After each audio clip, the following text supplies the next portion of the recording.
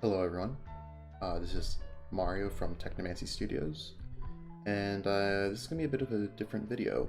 I know it's been a while since I uploaded, but I felt like I should make this video. And I feel like this is going to be something I'm going to be doing a bit more often. By a bit more often, I mean every few months or something, or whenever I can get to these videos. So, what am I talking about? Well, there's an interesting little game that I found on a subreddit, on the Game Maker subreddit. It was posted a while back. It was this guy talking about how he and two other friends of his been working on a video game without any experience whatsoever. And it seems to me they're a bit committed to probably keep making games, and they're a bit committed to this game. And this game's in early access. Probably not the best for this game, but I mean, hey, their choice. I can't really tell them to do. It's 99 cents, not really big. Honestly, that's probably the best thing they did. One of the best things they did is just put at 99 cents. Good price, that's what we did with Suits. And so, I'm gonna do in-depth critique of this game. Maybe not super in-depth, but this is gonna be a bit more me nitpicking at some things to hopefully these people will see this video, the creators see this video, and understand the points I'm getting at here. A lot of things about the game design itself, the graphics, and just some tips to help them and also other people who are watching this and who want to make games along the way. So, as you could see, there's a bit of a problem. Maybe you can't see it. I have special eyes. You know, I have a specific brand. I don't wear glasses, I'm just kidding, but I can see something already, just from the screen. Now, Gabe pointed out, our musician, that the game looks blurry at some points. And he didn't know exactly the word that it was, but I already knew what he was talking about. And this is made in Game Maker Studio. I'm not sure which version. I'm gonna assume 2, because it's the newest one. But then again, it seems like they've been working on this for many months, so probably the original. But, you know, it doesn't matter. It's kind of pretty much the same, other than 2 being just better, like, UI-wise. Here you can probably see it. Maybe not, the YouTube encryption might, the YouTube compression might actually make it look still blurry, it won't be sharp. But the text, the font, the whole menu, the pixels, like, you know, for each pixel here, you know, they're pretty big pixels, so you can count them if you wanted to. But they're blurry. Now, it looks pretty sharp on my second monitor, which has a view of my recording. But I can still see. I notice that when the pixels are touching each other, they kind of seem a bit blurry. What is this? Well, this is interpolation. What is interpolation? Interpolation is a method in which when a scene is rendered, or when the screen renders a picture, for example, a frame, each pixel around a surrounding pixel is interpolated, which is just it just averages out between the pixels to kind of make a blend between the pixels. So if you have 2 hard pixels next to each other, a red and blue, they will sort of blend in and mix to each other and kind of have a slight gradient. Let me show you a bit closer on via GIMP. So here's the menu. I took a screenshot. Let's zoom in, and you can already see what I'm talking about. These pixels are blending in. And for a game that's supposed to be like pixel art, this is not good at all. You want to avoid doing this. Notice how this intersection here, you can see there's just like there's 4 different, there's like 4 different slight variations of this red. And then here you can see how it just like averages out. Maybe not average, I'm not really sure, but it just mixes too. It blends everything. This is really, you really want to use interpolation when it comes to games that have line art, or like, you know, just very smooth, detailed graphics. So for 2D games specifically, this is only like a 2D application thing, not necessarily a 3D thing. 3Ds don't really have a interpolation. I mean, I guess they do. It's, you know, kind of like anti-aliasing. But yeah, you can, from a distance, I can already see this is blurry. Sometimes if you go far enough, it might look fine, but that's just because the screen can't really render those pixels from a certain distance, depending on your resolution. So yes, now the only benefit to this is that it makes the text look a lot nicer and a lot smoother. And one thing about the text I can already tell you is that it's not being drawn on the UI, which is not a problem, but for me, it's something I avoid to do. If I'm going to draw GUI elements, I want to draw them via the GUI draw event. But for beginners, it is something I would not recommend doing until you actually get a proper understanding on designing your UI for different monitors and resolutions. There's a very simple formula, a very simple variable math equation, a little simple equation that I do for all of our games now. I'm doing for all of our games now that helps scale the UI, and it took me forever to perfect it and try to actually understand it. Because when you have different resolutions, scaling. So like on a 1080p, if you're working within a 1080p space, and then you shrink the screen down to 720p, a 720p resolution.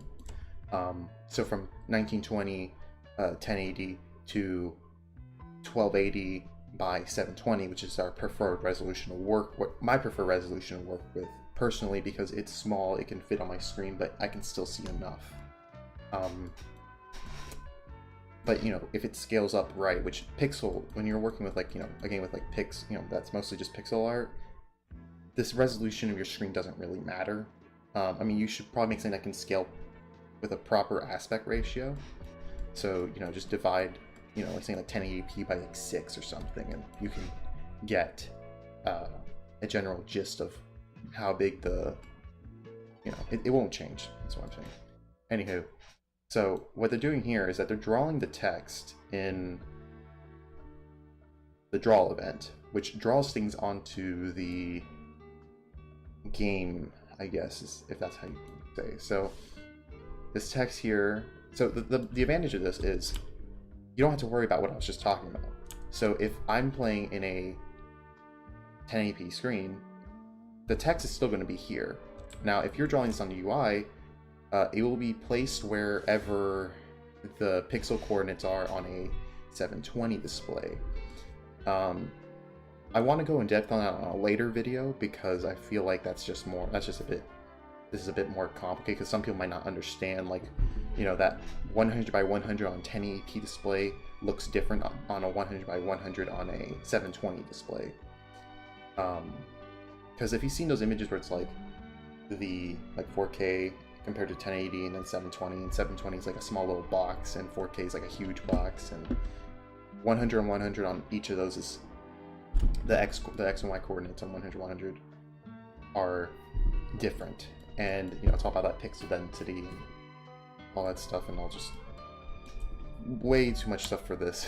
These guys don't really need it, but they just went along and said, we're just going to draw this on the main drawn event. Downside to this is, if you are applying, well, this isn't really it. The downside is anything else being, like, everything else in GameMaker, like all objects and stuff, are drawn through the draw event by default. And so they can actually overlap or go above if you don't, you know, set this to its own like depth, like a very high depth. But if you have another object that's just in the game and has a really high depth as well, that is the same as this, it will go over the text and it won't look good. Or like particle effects might actually affect that too. Now that's not the real problem with me, the text. I mean, I'll go into depth of that later in this video, a little bit later. But yeah, I can just tell by that this is what they did. So now, when in developing this game, I'm gonna assume some things, okay? Because I can just tell that this here is probably a, its own sprite or something, or it's just a background. But it seems to me that what happened is they actually scaled the image up to whatever the resolution is they're working with. I'm going to assume the resolution is 1080 that they were working in. I don't know. But let's say that. But let's say they made this image in whatever the proper scale was supposed to be, where they can just do one pixel, where the pixels translate one pixel at a time. But things, if you were to put that in GameMaker, if this is its own separate object, and scale it up, because of interpolation, and make it look really, really blurry. And so what they did was they actually scaled the image up without interpolation through an image editor, most likely the GameMaker built-in one, which fixed, I'm doing this in quote, fixed the issue. Now, the only problem with doing that is that it will take up more texture space, and while this game is a very small game, and it doesn't even matter where it doesn't even matter the scale of the image, because this game doesn't have much textures to be loading in and out. If they start making bigger games and doing this kind of practice, this will become a huge issue. Texture pages become large, loading will be very unoptimized. You might see frame drops because they might have to load in new things from another texture page because there's so many of them, and the program has to go through a lot. Okay, so sprite scaling. This is something a lot of beginners mess up on, and I don't blame them. It's not the thing they're thinking in their head. They're just like, oh, let's just do pixel art, whatever. Now, let me zoom in. See, we have a problem. This B, I'm not sure what the resolution is. I'm not sure what resolution they're working in. I can't say for sure. But you can see also, it's really hard to see too because the interpolation really smoothens out the B because it's so small. Like all the pixels on the B are small compared to all the pixels here, and the bird also, it's smaller than this. This is something you want to avoid. This typically makes your game look really bad, and a lot of people who make pixel games, or make pixel art in general, typically will agree with this, that you don't want to make your scaling different. Everything should be scaled pixel per pixel. Like every pixel should be the same size. For distance objects, yes, you do want to have your pixels, you might have to work with if your pixels are big and chunky like this, you're going to want to still have to make, fit your houses that are shown in the back within these pixels. But that is just something that the artist has to figure out what proper pixel scale you have to work with, if that makes any sense. I'm going to try finding a little screenshot from Gamma 19, our game we're currently working on, just to show an example of how our pixels are scaled. So I'm just going to be lazy and just throw this in here. Okay, so this is just a little snippet tool. Notice how all the pixels are the same. They're all uniform everywhere, even on TV. Like, yeah, you're not going to be able to fit that much detail, but that's kind of the point. It's kind of something the artist has to figure out what they're going to put there and how they work with their limitations. You see, just everything aligns very well. Not necessarily, you don't have to align the pixels to be like perfect, but just with Gamma 19 it just sort of happens sometimes. I mean, you can see here that he's off by like a few pixels here, but overall it's just the pixel sizes are all the same, and that is just to keep things nice and uniform, and it makes your game look a little bit visually much more visually appealing. Another issue I have, but this is more of a personal issue. Some people might like it, but I think Gabe and I can agree, and I think also our artist Bill can agree, that to dither, and a lot of people like to do this technique called dithering, which is kind of like a fade in, we just kind of scatter some pixels here and put some of the other colors here, between two colors, whatever, and sometimes it can look nice. From a distance, it looks kind of nice. The tree is probably the best looking thing in here, but the problem comes with it becomes very noisy, it's overdone. There are some tutorials that show you that, you know, here's one that's like just way overdone and one that's properly done. Now, dithering, while I'll show you here, like, here we don't really do any kind of dithering, I guess. I mean, this is more of just like I'm not showing the screenshot. Here in Game of 19, we just will, when he goes, we use a color palette, and then whatever colors in there, to like lighter, darker. This is just more to give it some noise so that it looks like this is some roughed up metal. That's what we want to convey. But, you know, for other things, people like want to dither games. It is just personal preference, but also it's just something like this, like the grass gets really noisy. And the problem is when you have something really noisy and your whole screen looks really noisy, it's really hard to tell things apart. Now, for example, the spider comes up. Now there's a few problems with the design of the spider itself. Not the design of artistically, but the whole implementation of the spider, which I will get into later. It's just, it takes up not that much of the screen, and it kind of feels like, looks like it blends in, so I can't really catch it all the time with my eye, especially when I'm trying to focus on other things. But I will go into that later when it comes to... Now, another thing I'm not going to probably show here, but maybe I can find a screenshot of it, maybe. And that is, they have at some point during the post-apocalyptic scene, they use a lot of particle effects when it comes to killing the enemies, and they look pretty good. I'd say they did it pretty well. They did a pretty good job of making the particle effects kind of fly and a bit satisfying. My problem, though, is that they could really tone down the number of particles per effect. It is, I think, way too much, and with the amount of clutter on the screen, it could be toned down a bit. The problem is when you have that much clutter, you can't even see your own self. That's one problem too. You know, it's just the whole game design, the design of the game itself. Really hard to see enemies. You know, that's all that matters. They can see, but the spider who still comes out and shoots the web at you will be pretty much impossible to see at some points. And last thing we talk about for art-wise is the color palette. Now, looking at this, it looks like there is a color palette to some degree, but I'm gonna probably say they didn't really make a color palette. They just kind of made colors and used some colors. So let's look at the tree. Trees are really, the green on the tree is probably really good, nice pick for the tree. However, the green in the background is it's very different. It doesn't seem like the lighter greens are being taken from here, and this is kind of an issue. So, bringing back M19, we have a very consistent color palette. Now, you might say, well, some colors look a bit different, and if you took a little eyedropper tool, you could see that's a bit different. That's mostly because we have a shader overlay everything.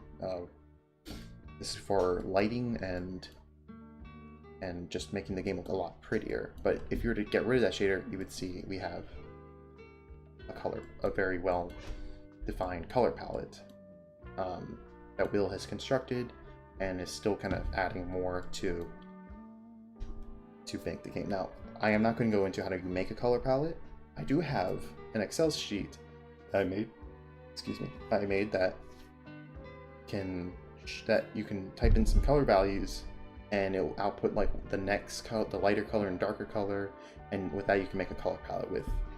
And I told Will about it, but he didn't want to use it. He just used a calculator, which is, you know, same.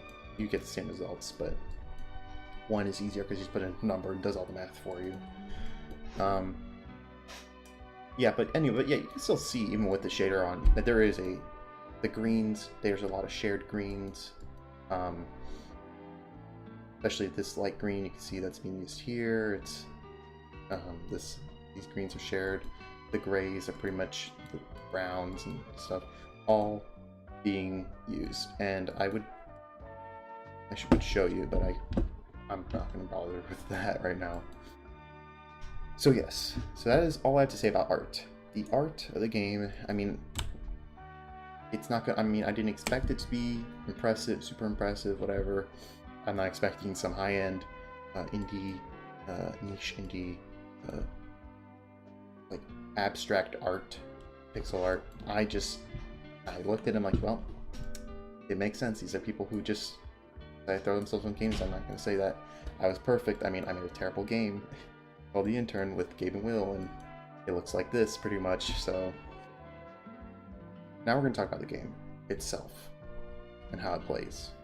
So here's the menu for the game. We have the high score, which doesn't really work 100%. I don't know if they actually save, because every time I start the game over, it says my high score is 0.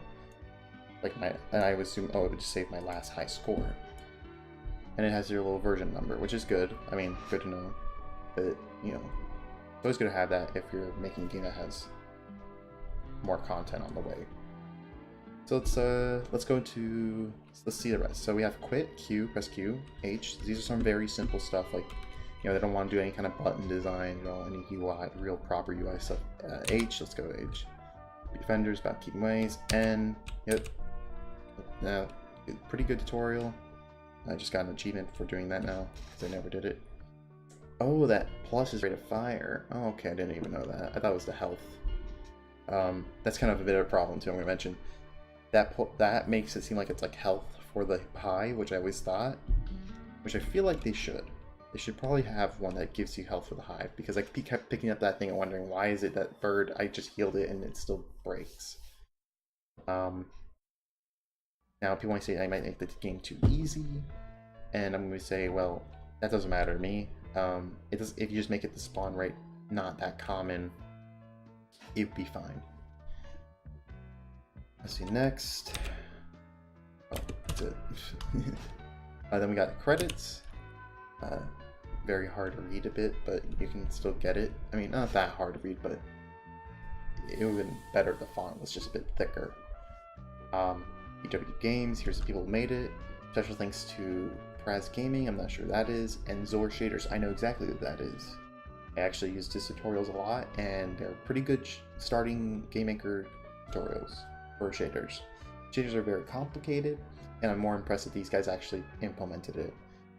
But they really implement like a black and white shader that fades back to color after the thing. Now that's still more impressive than what I was able to do. Well, yeah, what I was able to do in my first game. So, leaderboards, like, see, there I am, multiple times. And yeah, let's get started. So game fades out, and now we're in here. You left click and hold, or left click, but left click and hold's the best, honestly. It's just, oh, there comes the spider.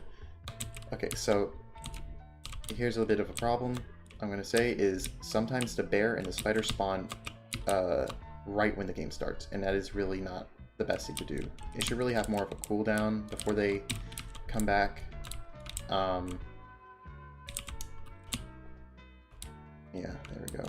One thing I would really like is if the, oh, there comes the spider. I just noticed it too. I know how to dodge it, but here's the problem. The spider is just the worst. I've said this already, that the spider's the worst thing. If there was a better way to indicate that the spider is there, because it is very small in the corner, and your focus is really in the center here where my crosshairs are. And while the enemies are moving around like this, and I can see them with my peripheral vision, the spider is completely different. I cannot see that spider with my peripheral vision. And so that is just, I'm just going to say that's just pretty bad design. That's artificial difficulty. I guess, I don't know, I don't like saying artificial difficulty. It makes me sound a bit like a snob. But the spider just kind of being like, it feels cheese, like it's cheesing me. The game itself is cheesing me. I'm gonna put a drone here, and I like the drones. They move in a predictable pattern, which is actually, I think, like, oh, there it goes. It just barely touched me. So yeah, we can already see some of that pixel scaling I was talking about here in the background and the shaders. Okay, so these birds, I'm gonna take a screenshot of this because they are very blurry. I'm not sure why these are. I'm pretty sure maybe they just didn't scale them like they did with most of these, or if they applied some kind of weird blur shader to them to make a bloom effect. Oh, there's a spider. I didn't even know the spider was there, but I somehow dodged it. There's a bear that comes by, which I think the bear's fine, but I think the bear should have a health bar, just like the hive. We should be able to know, like, you know, that's user feedback.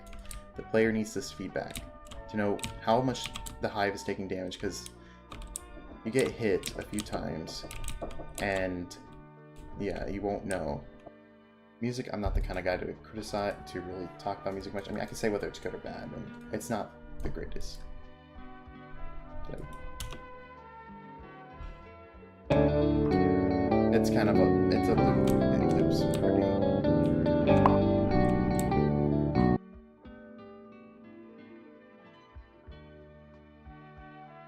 So let's jump back a bit to this. So that screenshot I took.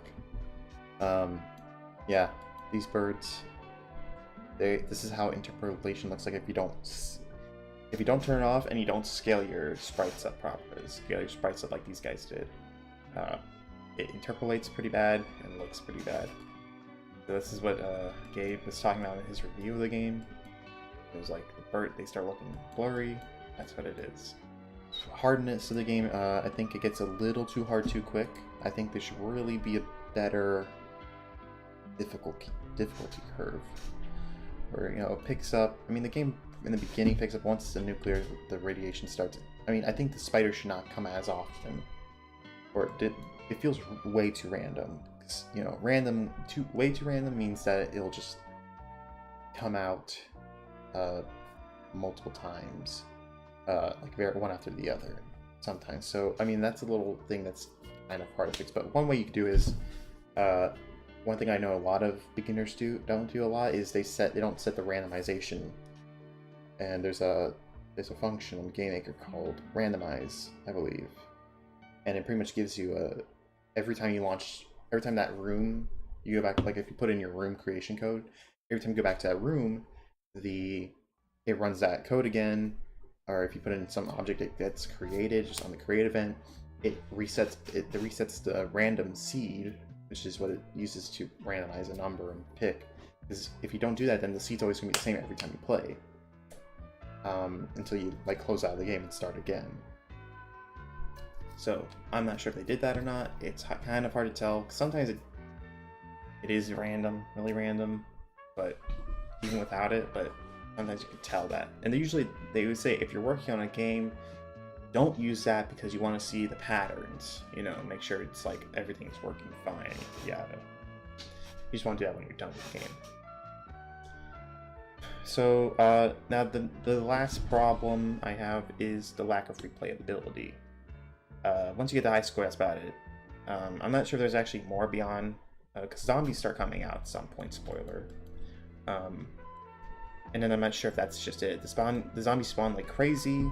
I think that's a bit of an issue, because it's like now you have to kill those zombies, and they come pretty fast too. They're like the bears, but there's 10 of them all coming at you at once, but constantly spawning one after the other.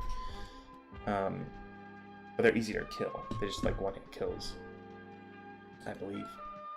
Then you start getting enemies and spiders, you know, cornering you. Spider's just the worst. There's no way to get rid of the spider. Like, you can't get rid of the bear, or just, I mean, yeah, you can dodge the spider's web, but the web has a pretty big reach, and you don't move that fast in the first place. So maybe increase the base movement speed a bit. That you can still dodge it. You know, if you're moving away from it, you can actually get away from it.